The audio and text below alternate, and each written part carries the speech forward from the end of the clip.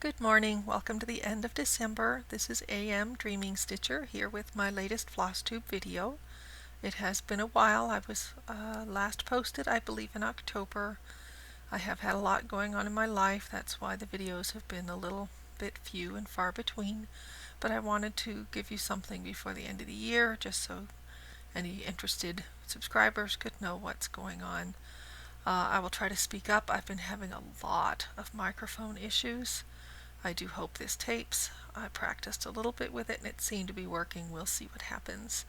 I have not done a lot of stitching, but I do have some finishes to show you and some stitchy progress and a very little bit to share in the way of acquisitions, some tips on floss storage, like what direction not to go, and a very special project I want to tell you about that I suspect you may already have heard of, but it can't really hurt to get the word out there if you have not. So, where to begin? I'm just looking at all the things I laid out here. I should have had notes, but let's do what I've got on the top of the pile. So this may not be in any particular order. I did a little bit of back stitching on this project. You have seen it before. It's a rendition of the Titanic, a little kit by Jiffy, Sunset, whoever they are. I've showed it to you before. It's got a whole lot of French knots still to go, representing portholes on the ship. A lot more back stitching still needs to be done, but I did do a little bit on it, so just to show you that it hasn't been completely ignored. It still needs all the rigging. It needs a ton of back stitching still. I'm still on the first color. There are several colors of back stitching, plus more than one color, I think, of French knots. But that was on the top of the pile, so there you go. That's one thing I've worked on. I've had a number of little finishes, most of which you've seen before, but they weren't fully finished. A couple were waiting to be done when last I saw you. So one of the things I showed you some time ago was this little dinosaur. I remember talking to you about how the back stitching really made him pop out. And he is done now. It wasn't like it took that much. I just had to cut it back for him and get him into the little frame that came with him. The hook's there because I went ahead and threw him on the Christmas tree this year, but he's not actually a Christmas ornament. It just seemed like the place to put him because one of my other finishes, which was in progress when I saw you in October, was this little kit, and he's all done up now. This is one of a series of little snowmen. I believe Janlin was the maker, and he was the only one that really interested me. The others just were not quite my style. I think I remember talking to you about how the fabric was kind of stiff to work with, but he turned out all right. I'm happy enough with him. And he is done, and I did pop him on the tree yesterday after he got finished. Let me try to remember to talk up again, like I said. I had several other finishes, which bring me to an issue I wanted to share with you, which is kind of for me at least, a framing crisis. There are some wonderful finishes being done out there in flosstube land, if you don't mind me calling it that. All kinds of flat folds, and I won't even begin to discuss all the different kinds of presentations some of the flosstubers are doing. People will usually name names of some of the best finishers out there, and there are many of you, and you get great ideas from them. But I have told you before, number one, I'm a horrible sewer. So anything that involves sewing, we're out of luck. But also, I haven't really discussed this, but I'm not really a home decorator. So many of those beautiful finishes are designed to create items that you can interchange on your walls throughout the seasons, that you can, put in special rooms. I really don't know how to describe it, but just sticking it in a frame is what usually works for me. I know it's not the only way. I know it's not very creative. I know it's not very original, but sticking it in a frame is usually what works for me. So I do have several finishes, and I was looking for frames for them, but as I said, I have a little bit of a framing crisis. So let me show you what I'm talking about. I have a box in my closet with a lot of frames left over from my early days of stitching that I purchased in anticipation of maybe needing them in the future. I don't often draw on those. They're kind of my emergency stock. But I went and pulled one out from the top of the box just to kind of show you here what my issue is. So this bag, as you can see, is from Wally World. Very old bag. I can't tell you when I bought this, except that there is a copyright date on the bag of 2001. So it was a while ago. And the frame itself is very plain, basic, kind of bought, as I said, to be a, when you can't find anything else, use it frame. It's a very basic, pardon the reflections, wooden frame. It did have paper packed with it. You can see it was nice and cheap, and they proudly advertised the fact that it was solid wood. 8x10 frame. Solid wood. Now here's my framing crisis. Try to find one of these puppies today. Every frame I looked at, with one exception, was crappy plastic. Okay, it didn't matter what store I was looking at. It didn't matter if they were photo frames or art frames. Now, wait a minute, there were some open stock frames that may have been some kind of resin. Some of them could possibly have been wood. But you can't put framing points into plastic. If you're a boring framer like me, you need wood. I said there was one exception. These really cheap, not as cheap as that Walmart frame. These were $5 each. But these really basic frames that were at one of the craft stores, those are wood. Not very well made wood, but wood, okay? Super inexpensive by today's standards, $5. Wish they were cheaper still. That was the only wood frames I could find. I looked and looked. I mean, there are dozens, maybe hundreds of frames out there. They're not wood. They're not wood. I can't use them. Some of you I know go to craft stores and you find bargain finds there, or you go to yard sales or whatever. You paint them, you make them look great, you do wonderful things with frames. I'm not a yard sailor. I'm not a thrift store shopper. Even if I was, we only have a couple of thrift stores. I wouldn't go in just looking for frames. I just really had a horrible time finding frames. So I ended up with several of those cheap, icky wooden frames that I just showed you, and that's what my finishes went into. So let me show you my other finishes. One of them was only started the last time you saw it. The others were definitely finished, but they were waiting for things like mats and frames, which I now have. So one of them is this Bless the Beasts that you saw me working on. I've got something on my computer here. Let's get that to go away. Bless the Beasts. I went and had a mat cut for it. Took me a little while to pick out the mats. I was actually having my car work done, and the framing store in our town is catty corner across the street from the auto mechanic. So I was over there looking for mats while he worked on the car. And pardon the angle, but I'm trying to keep the glare down to a minimum. There we go. We got them kind of a green background to match the jungle. One of my other choices would have been blue, kind of a sky that went with the elephants and the critters. So all done. Colors are kind of washed out today as usual. Sorry about that. And the wooden frame goes okay with those guys. Even though it's cheap wood. They're alright. They probably came out the best of the lot. Another one that you have seen before was my first and only needlepoint. And I have my doubts that he actually cut the mat straight, because no matter how much I wiggle it around, I can't get it straight in the frame. And that leads me to believe that he may have cut the mat crooked. But here we go. You've seen this needlepoint before. Colors aren't coming out very well, but it really is quite similar in color to the bluish green of the leaves. Yeah, sorry, terrible glare. I do have the window directly across from me. I was hoping it would improve the lighting. And the wooden frame's okay with that one. It is what it is. And then the third one was only in progress when last you saw it. And it's all done now. Here's my little 1987 vintage, got them from eBay, little pintail ducks. Are they pintails? I could be imagining that. They're ducks. I really don't remember. If this video is gibberish, it is what it is. I haven't done one in so long. It's like starting from scratch. It's almost like a first video.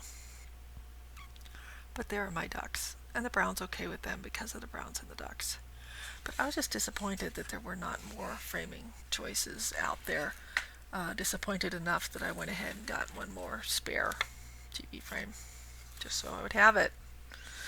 Okay, what else do I have to show you? I have another work in progress. I have a couple of acquisitions, and I have the very, very special project that I mentioned, which I will get to. So let's start with an acquisition that I thought would be a great idea and was not. So this is my word of advice to you. I showed you in an earlier video that I had a number of skeins of floss that I had gotten from eBay in the hopes of kitting up some special projects, and I have little by little gotten just about every color needed for those.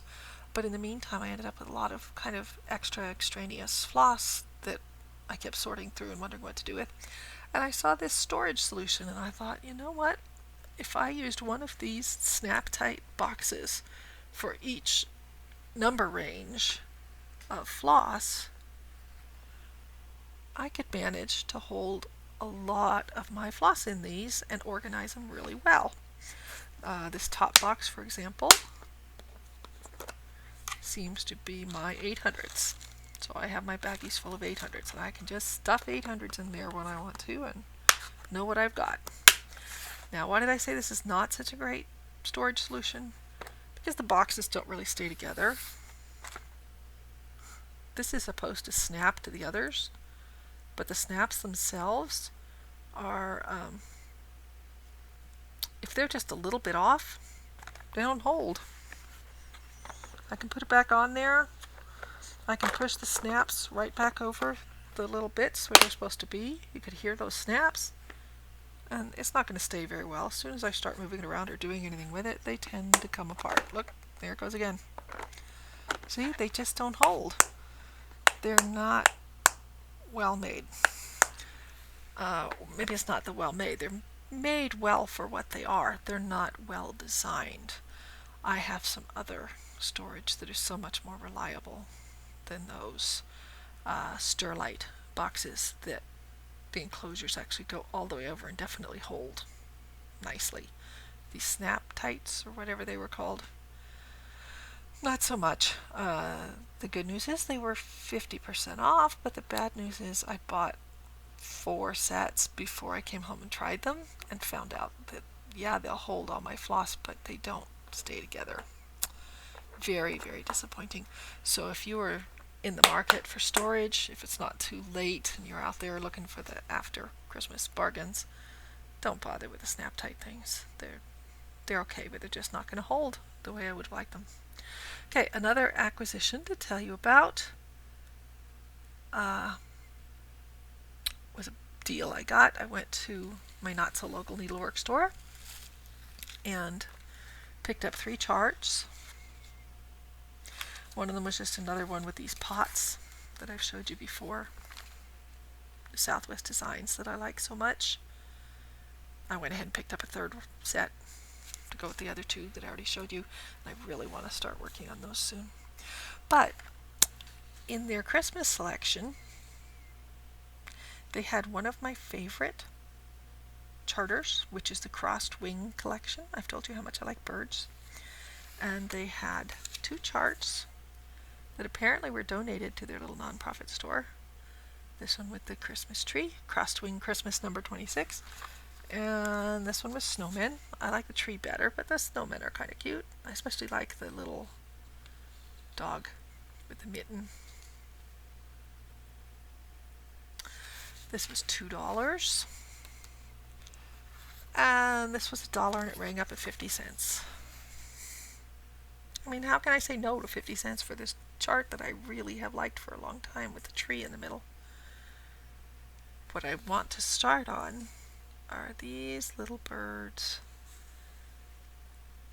I ordered a piece of linen off of eBay that I thought would work for them, just guessing at what the colors might be. I ordered a pale blue, I think it was called Blue Whisper.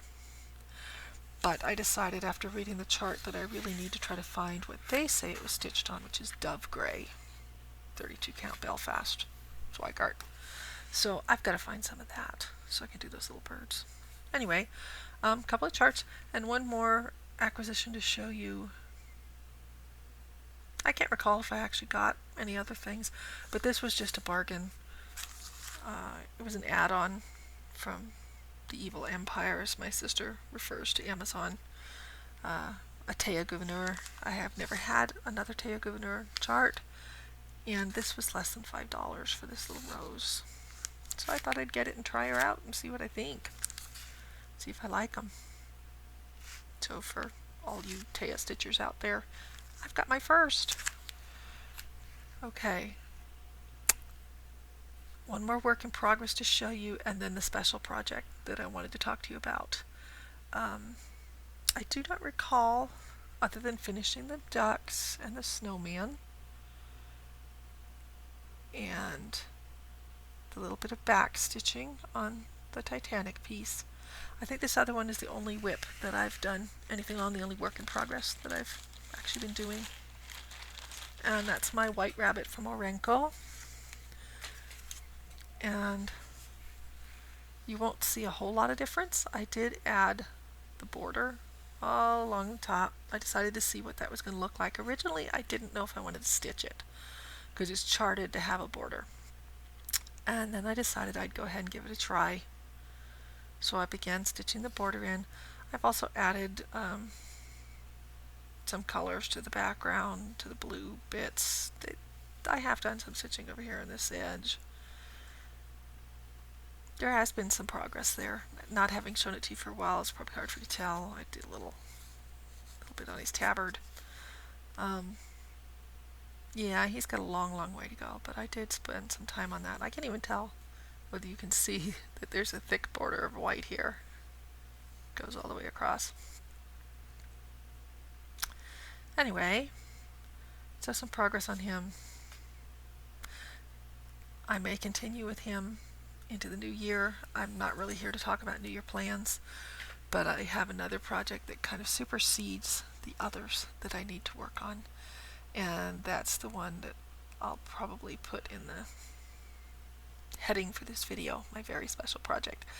And I'm sure that some of you must have heard of this before. I don't get an opportunity to watch more than a fraction of all the flosstube videos that are out there, so I don't know who's posted what, but I'm sure someone has talked about this before.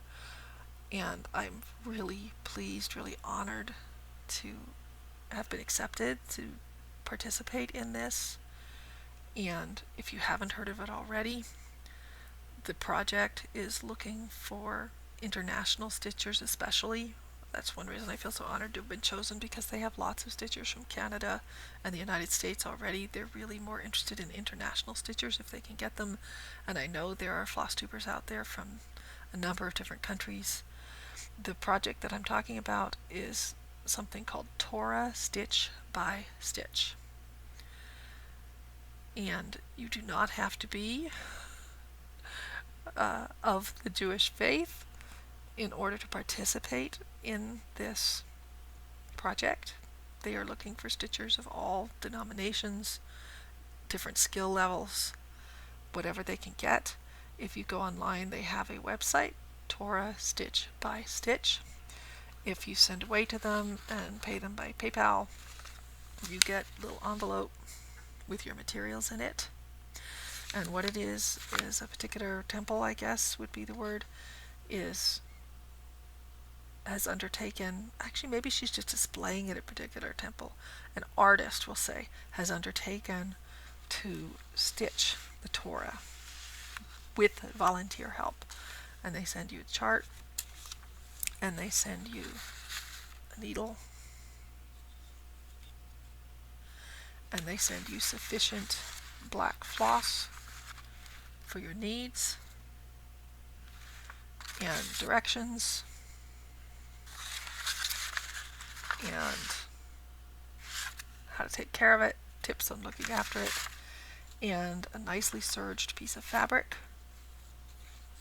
on which to do your work. Oops, that's the back. They want you to be very neat. There we go. Very neat, very clean, very, very careful. They want you to stitch it very reverently. But I am really honored because I know, even though, as I said, I am not Jewish, I cannot read a bit of Hebrew. I have no idea what I've stitched there. I know how much Torahs are valued in that religion. I know how important they are. They suggest, if you join the project, that you can dedicate it to particular individuals if you wish. And I did not say so in my registration, but I think as I work on it that I am thinking very much of my mother and my grandmother as I stitch this. They said you can have up to 4 people that you honor, and I am thinking of my mother Sarah and my grandmother Ruth, who were both very strong in their own faith. They were not Jewish, but they were very strong in their own faith, and I think they would be honored by this. And it's a wonderful project. And as I said, it's an artist that has undertaken it, and really there are a lot of guidelines. You have to do it exactly as they say. They don't want any fancy embellishments, although you are permitted to add borders if there's room. You're not to put your name on it. You're not to do anything. They're going to put it all together. There are pictures online. If you look up Torah stitch by stitch, there's actually a video on YouTube that I found that shows some of the project assembled, and it's beautiful. They have undertaken to stitch the first 5 books, which I guess are the Torah, if I understand correctly, and they need volunteers from all over. At the point I joined the project, the website said they had already had 75% of their panels taken care of, but that means they're looking for enough people to help them with the other 25% of their panels. And I don't know, I just feel that of all the things I stitch, most of them are for me. Yes, I give away gifts, but this is something that would last beyond me. This is something where I feel I'm really can contribute and help somebody out. I don't know that I've explained it well at all. I probably haven't. But look into it, folks, if you are interested, especially if you are not just from the United States or Canada. They'll welcome you too, but they so far had stitchers from 22 different countries. And as I said, you don't have to be of a particular faith or denomination. They welcome stitchers of all kinds. And I don't know, I just feel like it's one of the best things I've ever done. I watched Stitcherista with her unboxing of her golden skein, pardon me, and I thought if ever there was a project that I would think appropriate to use gold thread on, it would be something like this. They don't want you to. Don't let me mislead you. They have a very specific color palette that you are permitted to use. The lettering is all black, as I showed you. Your borders, if you choose to make one, need to stick to the palette they've chosen, which is at their website. But this is the kind of project where if I ever did want to add some kind of very special embellishment, that's what it would be.